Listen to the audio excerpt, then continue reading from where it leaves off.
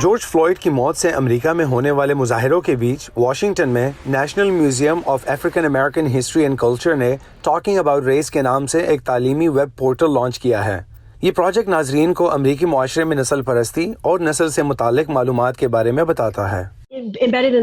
اس portal میں نسل پرستی کی ایک مختصر تاریخ دی گئی ہے، خصوصاً امریکی تناظر میں۔ ہم لوگوں کو اس شناخت کے بارے میں سوچنے میں مدد دینا چاہتے ہیں جو نسل پرستی پر قائم کی گئی ہے۔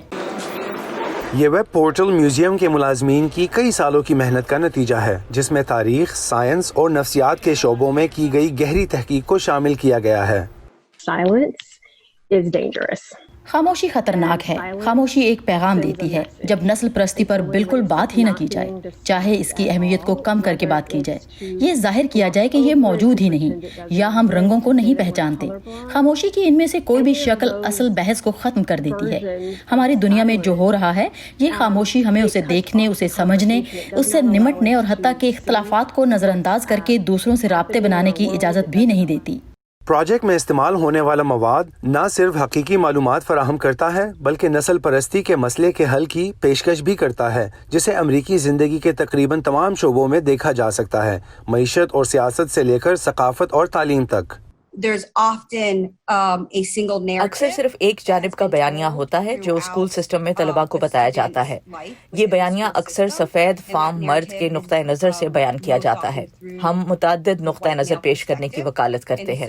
افریقی امریکی تاریخ اصل میں امریکی تاریخ ہے، اور یہی امریکہ کی کہانی ہے۔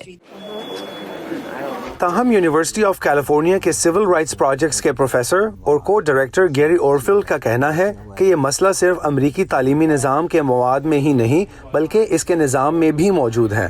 2006 میں سول رائٹس پروجیکٹس کی ایک رپورٹ میں بتایا گیا تھا کہ امریکی تعلیمی نظام میں پائی جانے والی نسل پرستی میں 1960 کے دہائی کے مقابلے میں کوئی زیادہ بہتری نہیں آئی۔ پروفیسر گیری اورفیلڈ نے ہی اس پروجیکٹ کی بنیاد رکھی تھی۔ ان کے مطابق 14 سال قبل اس رپورٹ کے منظر عام پر آنے کے بعد سے صورتحال اور سنگین ہو گئی ہے۔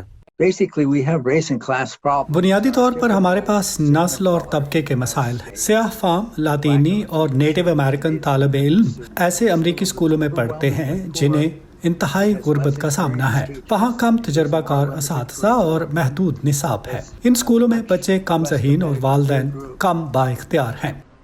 گیری اورفیلڈ کا خیال ہے کہ نسلی امتیاز چارٹر سکولز کہلانے والے ان پرائیویٹ تعلیمی اداروں کی مقبولیت کی وجہ سے بڑھا ہے جن پر سرکاری سکولوں کی طرح نسل سے قطع نظر ہر طالب علم کو داخلہ دینا لازمی ہوتا ہے، پھر ان کے لیے شہری قانون کی کلاسیں پڑھانے بھی لازمی نہیں۔ 1960 اور 70 کی دہائی کے اوائل میں اسکولوں کو مربوط کرنے اور ابتدائی مالی وسائل کے ذریعے انہیں بہتر بنانے اور مختلف نسلوں کے طالب علموں کو بہترین اسکولوں میں لانے کے لیے پالیسیاں چل رہی تھیں، لیکن ہم نے بڑی حد تک اس کوشش کو ترک کر دیا ہے کیونکہ سپریم کورٹ زیادہ قدامت پسند بن گئی ہے اور اسکولوں کے اضلاع کو ان کے الگ الگ ہونے کے منصوبوں کو تحلیل کرنے کی اجازت دی گئی ہے۔ گیری اورفیلڈ نے مزید کہا ہے کہ اسکولوں کو نسل پرستی کو ختم کرنے کے طریقہ کار پر واپس جانا ضروری ہے جو ملک میں شہری حقوق کی تحریکوں کے دوران بڑے پیمانے پر استعمال ہوئے تھے، اور والدین کو اپنے بچوں کے لیے اسکول کا انتخاب کرنے دیں۔ میکسم ماسکالکوف کے ساتھ Imran Jadoon, Voice of America.